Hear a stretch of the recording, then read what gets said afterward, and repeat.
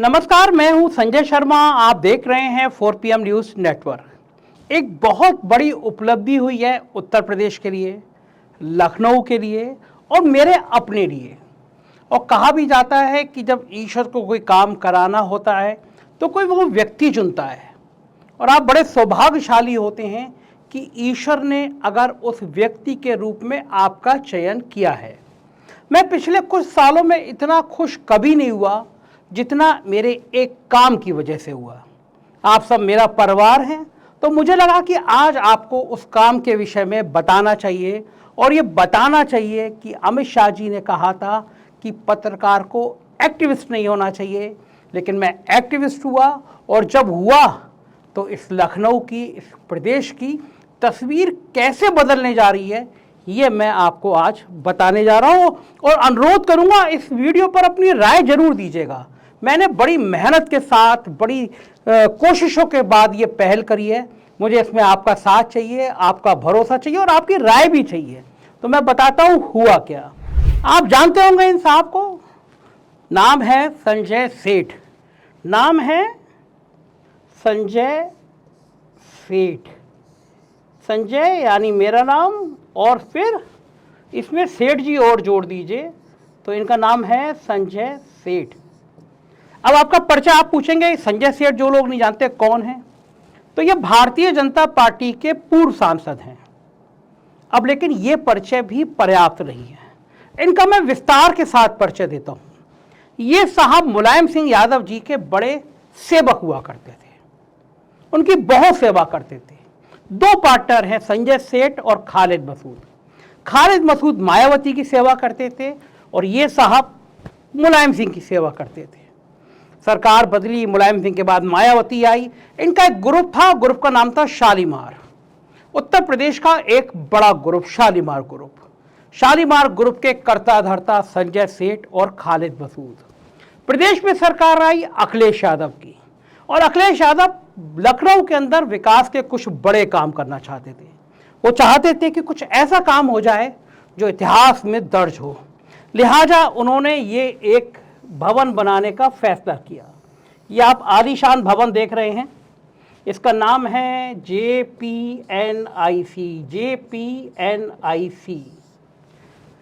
JPNIC मतलब जय प्रकाश नारायण केंद्र।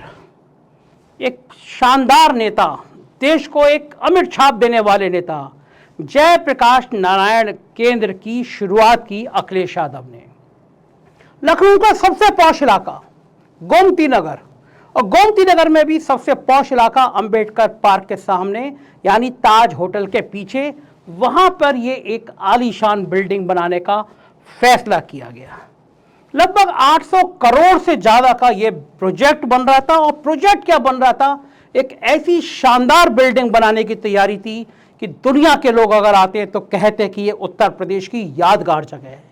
ये जो बिल्डिंग आप देख रहे हैं, इसकी जो छत देख रहे हैं, इस छत पर हेलीकॉप्टर उतरते हैं, ऐसी व्यवस्था थी। इस बिल्डिंग के अंदर बहुत सारे ऑडिटोरियम थे, ऑल वेदर स्विमिंग पूल था, खेलने के मैदान थे, क्लब था। यानी ये बिल्डिंग एक ऐसी बेहतरीन बिल्डिंग होती जिसपे बड़े बड़े आयोजन हो सकते थे। और इसी के साथ महापुरुषों की याद में गैलरी थी। आप अंदर घुसते तो अमिताभ बच्चन की आवाज में आपको सारी महापुरुषों की कहानियां सुनाई पड़ती। फिर क्या हुआ, फिर कहानी में ट्विस्ट आया, और फिर इन साहब ने कोशिश करी कि इस बिल्डिंग को बनाने का ठेका इनको मिल जाए। नेताजी जिंदा थे और नेताजी के ये बिल्कुल सपूत थे। लिहाजा अखिलेश यादव कुछ बोलने की स्थिति में भी नहीं थे, और JPNIC का ठेका इन साहब की कंपनी शालीमार को मिल गया। तब तक ये समाजवादी पार्टी के बहुत ज़्यादा बड़े नेताओं में शुमार हो गए थे। सब पैसे का हिसाब किताब, डीलिंग वीलिंग साफ करने लगे थे, अरबपति हो गए थे। इसके बाद ये बिल्डिंग बनने को तैयार हुई, बिल्डिंग बनी, और बिल्डिंग का स्वरूप ये आपके सामने आ रहा है, ये सारा बन गया। लेकिन कहानी में ट्विस्ट हुआ, सरकार बदल गई और प्रदेश में भारतीय जनता पार्टी की यानी योगी आदित्यनाथ की सरकार आ गई। योगी आदित्यनाथ इसके मुख्यमंत्री बन गए, प्रदेश के मुख्यमंत्री बन गए।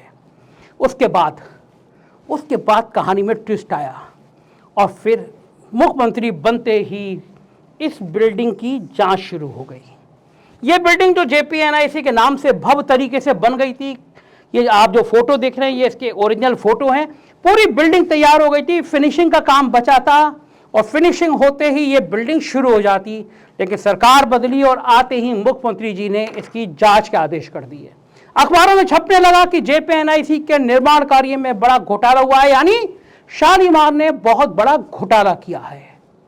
और इसके बाद सीन बदलने लगा।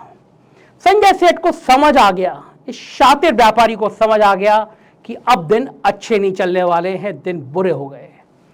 मंत्री प्रदेश सरकार के ऊपर 10वें मंजिल तक हाँफते जाते, कुदाल लेके खुदाई करते, कहते देखो कितना खराब सीमेंट लगा है, कितना खराब प्लास्टर हुआ है, हम इसकी जांच कराएंगे। राजनीति के माहिर खिलाड़ी संजय सेठ को समझ आ गया कि अगर इस बिल्डिंग की जांच हो गई तो फिर उनकी कंपनी के पसीने आ जाएंगे।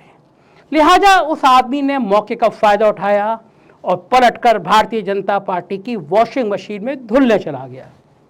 आप जानते हैं भाजपा की वॉशिंग मशीन ऐसी है कि जो भी कितना भी दागदार उसमें जाए वो साफ होकर बाहर निकलता है। लिहाजा इसकी जांच कहां चली गई, संजय सेठ की कंपनी दोषी हुई या नहीं, किसी को नहीं पता। अलबत्ता संजय सेठ भारतीय जनता पार्टी में शामिल हो गए और भाजपा के सांसद बन गए। अब आप पूछेंगे कि इस पूरी कहानी का मतलब क्या है। इस पूरी कहानी का मतलब यह है कि संजय सेठ तो बीजेपी में जाके एमपी हो गए, लेकिन यह पूरी बिल्डिंग खंडहर में बदलती चली गई। 6 साल हो गए, इस बिल्डिंग का कोई पूछने वाला नहीं। मैं हैरान कि प्रदेश का एक इतना बड़ा प्रोजेक्ट, प्रदेश की एक इतनी बड़ी बिल्डिंग आखिर इस तरह क्यों खंडहर में पड़ी हुई है, कोई पूछने वाला नहीं है। गिर रही है, टूट रही है बिल्डिंग। मैं गया, मैंने वहां पे एक वीडियो बोला और मैंने दिखाई फोटो। मैंने कहा कि आखिर क्या कमी है, ये जो बिल्डिंग के फोटो मैंने दिखाए ये टूट टूट के प्लास्टर वाले मैंने दिखाया कि किस तरह ये बिल्डिंग टूट रही है। इतनी आलीशान बिल्डिंग खंडहर में हो रही है, क्या कमी है। मैंने सरकार को प्रत्यावेदन दिया, कहा कि ये 800-900 करोड़ रुपए हमारी जनता की कमाई का पैसा है, टैक्स का पैसा है। जिस आदमी ने बनाई, जो दोषी होता, निर्दोष होता, वो तो बीजेपी में चला गया, एमपी हो गया, लेकिन ये बिल्डिंग 800-900 करोड़ रुपए की बिल्डिंग लखनऊ के सबसे पॉश इलाके ताज होटल के पीछे ऐसी खड़ी हुई है। आखिर इस बिल्डिंग की गलती क्या है, प्रदेश की गलती क्या है। लेकिन साहब कोई अफसर, कोई शासन स्तर पे सुनने को तैयार नहीं था। मेरे पास कोई विकल्प नहीं था एक्टिविस्ट की भूमिका निभाने के बाद कि मैं क्या करता। तो लिहाजा मैंने सोचा कि कुछ एक्टिविज्म कुछ और किया जाए। ये शानदार बिल्डिंग के फोटो देख रहे हैं आप, ये सारे फोटो उसके बाद के हैं जब ये बिल्डिंग में कुछ काम शुरू नहीं हुआ। ये बिल्डिंग का पूरा एक व्यू आपको दिखा रहा हूँ कि बिल्डिंग का व्यू कैसा है। मेरे पास कोई चारा नहीं था, मैं परेशान था। मैं चाहता था कि ये बिल्डिंग बने, करूँ तो करूँ क्या। मेरे बहुत अच्छे दोस्त हैं, मैं कई बार जिक्र करता हूँ, मोहम्मद हैदर, बहुत काबिल वकील, और मैं दावे से कह सकता हूँ कि मैंने इतना योग्य वकील नहीं देखा। हम और हैदर ने जाके इस बिल्डिंग के आसपास अंदर जाने की अनुमति नहीं थी, देखा, फोटो खींचे, फिर आरटीआई से जानकारी जुटाई, एलडीए में गया, लखनऊ विकास प्राधिकरण में गया, जो जो दस्तावेज वहाँ मिल सकते थे वहाँ के वीसी से मिला। वीसी इंद्रमणि त्रिपाठी बहुत अच्छे इंसान है, उन्होंने कुछ पेपर उपलब्ध कराए। जो जो जानकारी मिल सकती थी मैंने वो जानकारी इकट्ठी की, और इकट्ठी करने के बाद मैंने देखा कि ये तो बहुत बड़ा घोटाला टाइप की चीज़ है। 900 करोड़ 800 करोड़ खर्च हो गए, बिल्डिंग बनने का नाम नहीं ले रही। फिर मेरे पास कोई चारा नहीं था, मैं और हैदर भाई ने मिलकर एक बहुत शानदार रिट तैयार करी, बहुत सैकड़ों पेज के दस्तावेज लगाए, पुराने उदाहरण लिखाए, सुप्रीम कोर्ट की रूलिंग लगाई, और इलाहाबाद हाई कोर्ट की लखनऊ खंडपीठ में हमने रिट याचिका दायर कर दी। हमने 4PM में छापा था उस समय का बात कि ये जो आप सीन देख रहे हैं ये हमने उस समय छापा था। हमने जब रिट दायर करी तो फिर चीफ जस्टिस ने सरकार को नोटिस जारी किया, और बहुत शानदार रिट पे एक फैसला था। चीफ जस्टिस ने पूछा सरकार से, कहा 1 महीने में जवाब दीजिए, और चीफ जस्टिस के इस आदेश के बाद सरकार में हड़कंप मचा। तो फिर आप जानते हैं कि केवल न्यायपालिका में वो ताकत है जिससे अफसर डरते हैं। लिहाजा फिर अफसरों ने सोचा कि अब कोई चारा नहीं है, 1 महीने बाद हाई कोर्ट में जवाब देना है। और क्या जवाब देंगे कि 6 साल से ये 800-900 करोड़ की बिल्डिंग खंडहर में क्यों बदल रही है। लिहाजा सरकार ने इस पर काम शुरू करने का फैसला किया। ये आप सबकी जीत है, ये उत्तर प्रदेश की जीत है और ये मेरी मेहनत का आप सबका इनाम है। अगर मैं हाई कोर्ट नहीं जाता, मैं रिट नहीं करता, तो ये आदेश नहीं होता और सरकार फिर इस पे काम करने का शुरू करने का फैसला नहीं लेती। और सरकार ने इस पे काम शुरू करने का फैसला किया और फिर आज पता चला कि सरकार ने काम शुरू करने का फैसला ले लिया। ये 4 PM का आज का पेज है।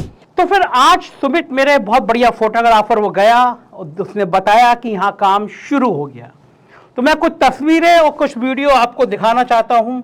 आपको लगेगा खुशी की बात है ये, और बड़ी खुशी की बात है ये। मैं आपको फोटो दिखा रहा हूँ, ये वीडियो दिखा रहा हूँ, ये आज की हैं।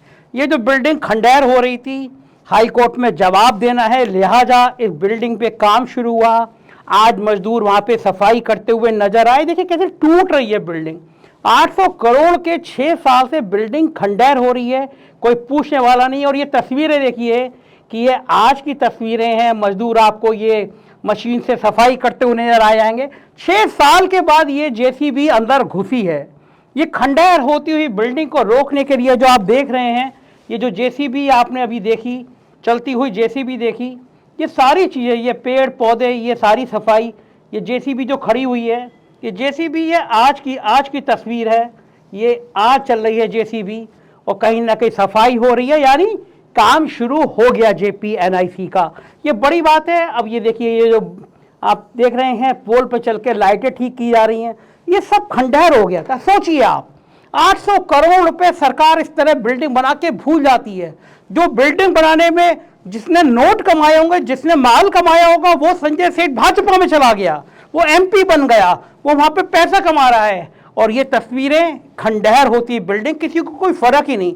अगर मैं हाई कोर्ट में नहीं जाता, अगर मैं रिट नहीं करता, अगर चीफ जस्टिस फैसला नहीं करते, तो ये बिल्डिंग कभी बनने का नाम नहीं लेती। मेरी जानकारी में आया है कि कैबिनेट में ये प्रस्ताव मंजूर होने जा रहा है। मतलब साफ है कि बहुत जल्दी आपको ये बिल्डिंग बनती हुई नजर आएगी। इन साहब के कारनामे पता नहीं सभी साहब में आएंगे या नहीं आएंगे, लेकिन ये बहुत सारे घोटाले हैं, एक आध नहीं है। शादी पार्क ग्रुप पे करोड़ों की हेराफेरी के आरोप हैं। हम दस्तावेजों की पड़ताल करेंगे, जो सच होगा सामने लाएंगे। लेकिन मैं एक बार फिर पुनः आप सबका शुक्रिया अदा करना चाहता हूं। आप सबके प्यार ने इतनी हिम्मत दी, इतनी ताकत दी, जो मैं इस मुहिम को इस मुकाम तक ला पाया आपके प्यार की वजह से। शुक्रिया, थैंक यू।